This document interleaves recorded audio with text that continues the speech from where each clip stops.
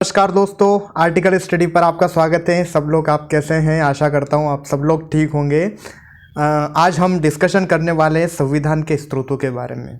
जब हमारा संविधान का निर्माण हुआ था, जब हमारा संविधान बन रहा था, तो हमारे संविधान के जो निर्माता हैं, जो संविधान को बनाने वाली जो हमारी संविधान सभा है, उसने किस प्रकार से पूरे विश्व के कई देशों का संविधानों का स्टडी की, उन संविधानों का अध्ययन किया और उसके बाद में जो हमारी व्यवस्था के हिसाब से, जो भारतीय व्यवस्था के हिसाब से और भारतीय परिस्थितियों के हिसाब से, भारतीय समाज के हिसाब से जो चीज़ें महत्वपूर्ण लगी और जिन चीज़ों को भारतीय परिप्रेक्ष्य में जो चीज़ महत्वपूर्ण थी, उन चीज़ों को हमने कई स्रोतों से लिया है।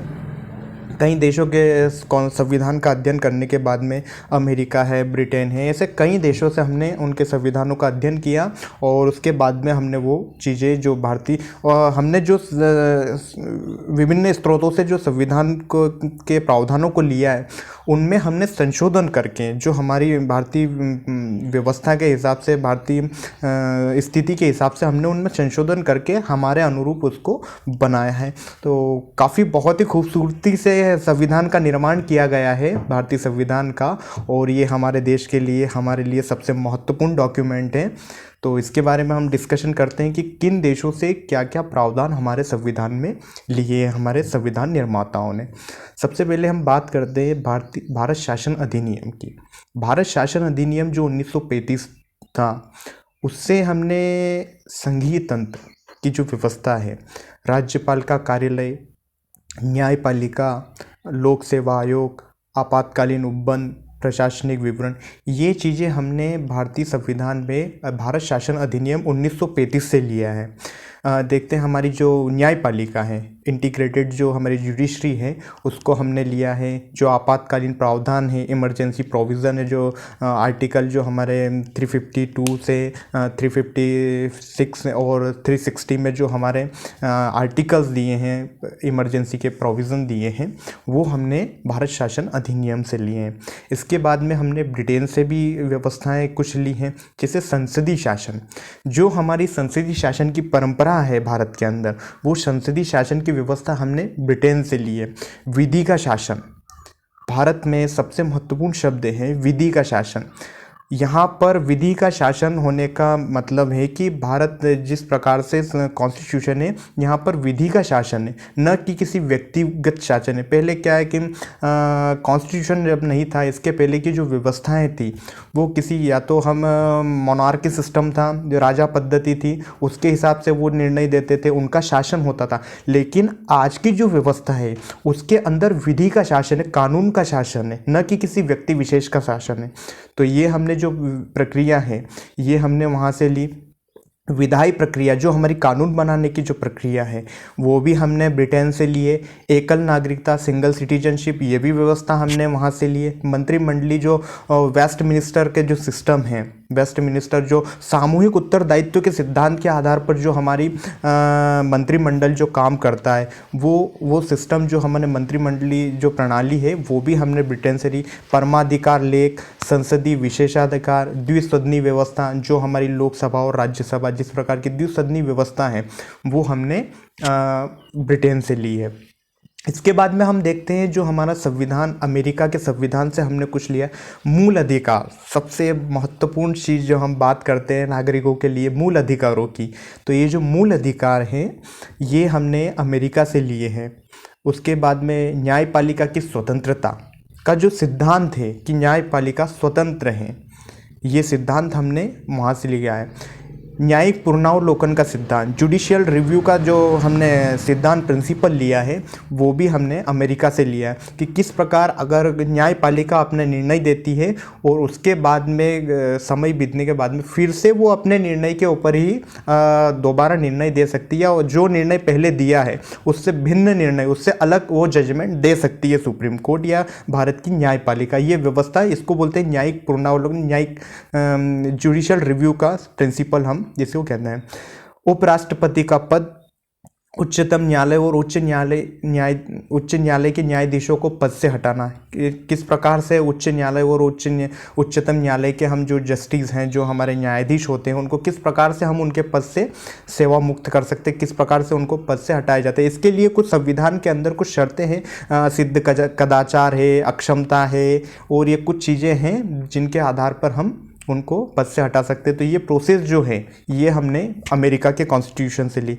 और राष्ट्रपति पर महाभियोग, इम्पीचमेंट का जो प्रेसिडेंट के ऊपर जो इम्पीचमेंट का जो सिस्टम है, ये भी हमने अमेरिका के संविधान से लिया कि राष्ट्रपति को उनके पद से कैसे हटाया जा सकता है। राष्ट्रपति को उनके पद से हटाने के लिए जो संविधान में सिर्फ एक व्यवस्था है कि राष्ट्रपति जब संविधान का अतिक्रमण करने लग जाए, जब संविधान का उल्लंघन करे, तो उस आधार पर हम राष्ट्रपति को उनके पद से हटा सकते हैं। ये व्यवस्था हमारे संविधान के अंदर अमेरिका के संविधान से हमने ली है। इसके बाद में हम देखते हैं आयरलैंड के जो संविधान है, इसमें राज्य के नीति निर्देशक तत्व हैं। ये तत्व ऐसे हैं, ये जो प्रिंसिपल्स ऐसे हैं राज्य के नीति निर्देशक तत्व, जिस प्रकार से शासन व्यवस्था, जब सरकारें जिस प्रकार से विधायिका कोई भी नीति जब निर्माण करती है, सामाजिक या किसी प्रकार के सामाजिक उत्थान से संबंधित नीति है, तो इसके अंदर कुछ प्रिंसिपल्स दिए हैं, कुछ व्यवस्थाएं दी हैं। उनको ध्यान में रखकर, उन सिद्धांतों को ध्यान में रखकर कोई भी कानून या कोई भी नियम बनाए। इसके लिए कुछ उन्हें राज्य को, किसी भी प्रकार के व्यवस्थापिका को नीति निर्माण के दौरान इन सिद्धांतों को ध्यान में रखकर वो नीतियों का निर्माण करे। ऐसी व्यवस्था ये हमारे राज्य के नीति निर्देशक सिद्धांत करते हैं। जैसे इसमें हम कहते हैं कि उदारवादी कुछ सिद्धांत है, कुछ गांधीयन प्रिंसिपल हैं, कुछ सामाजिक प्रिंसिपल हैं। जिस प्रकार से हम देखते हैं कि पंचायतों का निर्माण जब संविधान में किया, तो ये कहीं ना कहीं गांधी प्रिंसिपल है, गांधीयन प्रिंसिपल है, गांधीवादी सिद्धांत है। क्योंकि गांधी जी का मानना था कि पंचायती राज व्यवस्था लागू हो भारत के अंदर, तो ये गांधीयन प्रिंसिपल को ध्यान में रखते हुए फिर पंचायतों का निर्माण किया। तो ये जो हैं, ये राज्य के नीति निर्देशक सिद्धांत, ये हमने आयरलैंड के संविधान से लिए हैं। राष्ट्रपति के निर्वाचन की पद्धति, राज्यसभा के लिए सदस्यों का नामांकन, ये जो व्यवस्था है संविधान में, ये हमने आयरलैंड के संविधान से ली।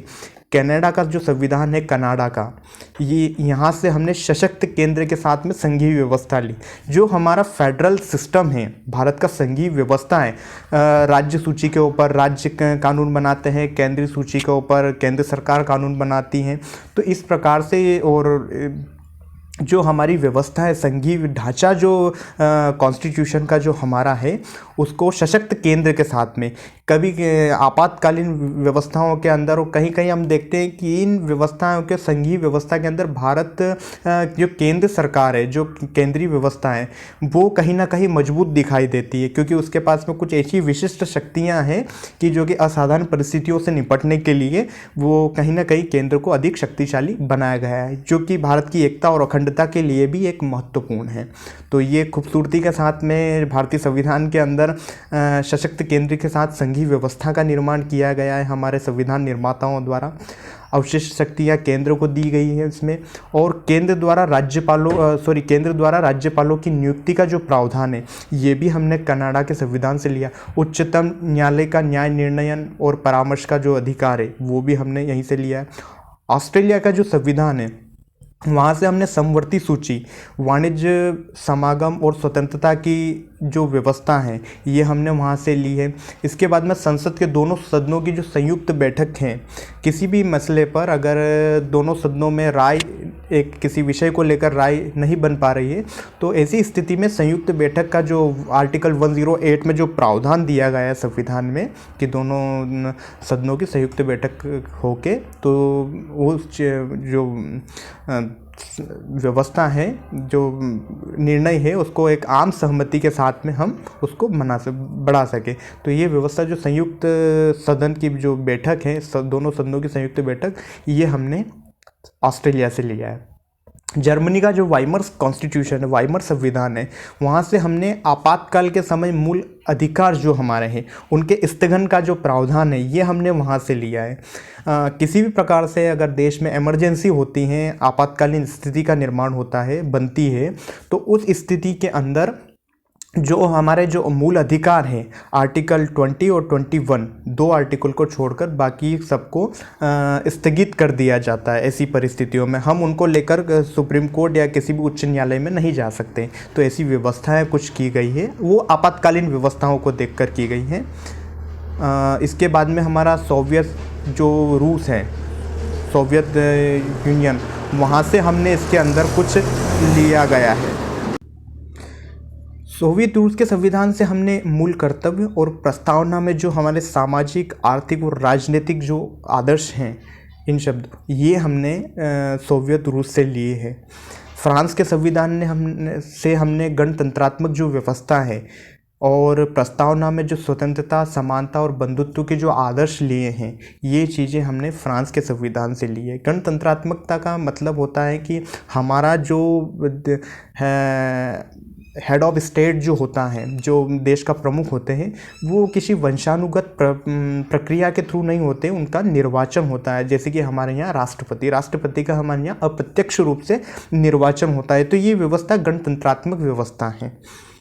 दक्षिण अफ्रीका के संविधान से हमने संविधान संशोधन की प्रक्रिया ली, जो आर्टिकल 368 में जो हमारे संविधान संशोधन की, कॉन्स्टिट्यूशन अमेंडमेंट की जो प्रोसेस है, वो प्रक्रिया हमने दक्षिण अफ्रीका के संविधान से ली है। इसके बाद राज्यसभा के जो सदस्यों का जो निर्वाचन होता है, जो इलेक्ट होते हैं राज्यसभा के सदस्य, वो हमने निर्वाचन की व्यवस्था दक्षिण अफ्रीका से ली है। जापान का जो संविधान है, जापान के संविधान से हमने विधि द्वारा स्थापित प्रक्रिया का सिद्धांत हमने वहाँ से लिया है। तो इस प्रकार से हमने कई स्रोतों से, वेरियस सोर्सेज से कॉन्स्टिट्यूशन, जो भारत का संविधान है, उसको हमने स्टडी कर कर हमारे जो संविधान सभा है उनने इसको कई अध्ययन करके और जो भारत के लिए जो महत्वपूर्ण थे और जो व्यवस्था जो भारत के अनुरूप, उनको संशोधन करके इन स्रोतों के माध्यम से भारत के संविधान में लाया गया है। कई आलोचक भी हैं, जैसे आइवर जेनिंग्स हैं, उन्होंने कहा है कि ये तो उदार का संविधान है। भारतीय संविधान को उन्होंने उदार का संविधान कहा है। तो लेकिन मेरा मानना है कि जिस प्रकार से भारतीय संविधान का निर्माण किया गया है, कई देशों के संविधान को अध्ययन करके, तो और जिन जिन व्यवस्थाओं की और जिन जिन आने वाले समय में जिन चीज़ों की और जिस व्यवस्था का जो निर्माण किया है आवश्यकता के अनुरूप, वो कहीं ना कहीं अपने आप में एक बहुत ही खूबसूरती के साथ में इस संविधान का निर्माण किया और महत्वपूर्ण है। और भारतीय संविधान एक महत्वपूर्ण इम्पोर्टेंट डॉक्यूमेंट है हमारे लिए। आशा करता हूँ ये एग्ज़ाम पॉइंट ऑफ व्यू से तो इम्पोर्टेंट है ही सही, बिल्कुल, क्योंकि जिस प्रकार से कई बार एग्ज़ाम्स के अंदर के ब्रिटेन या अमेरिका के कॉन्स्टिट्यूशन से हमने क्या क्या लिया है हमारे संविधान के अंदर, उसके साथ में ये हमारे बेसिक जो हमारा कॉन्स्टिट्यूशन के नॉलेज के लिए भी ये बहुत इम्पोर्टेंट है। आशा करता हूँ आपको वीडियो अच्छा लगा होगा, ये लेक्चर अच्छा लगा होगा। ऐसे ही इंडियन कॉन्स्टिट्यूशन से रिलेटेड इम्पोर्टेंट लेक्चर्स के लिए आप हमारे साथ बने रहें, और अगर आपको अच्छा लगा है तो चैनल को सब्सक्राइब जरूर करें, ताकि जो भी इम्पोर्टेंट इंडियन कॉन्स्टिट्यूशन से रिलेटेड जो इम्पोर्टेंट लेक्चर्स है वो आपको इजीली मिल सके। धन्यवाद।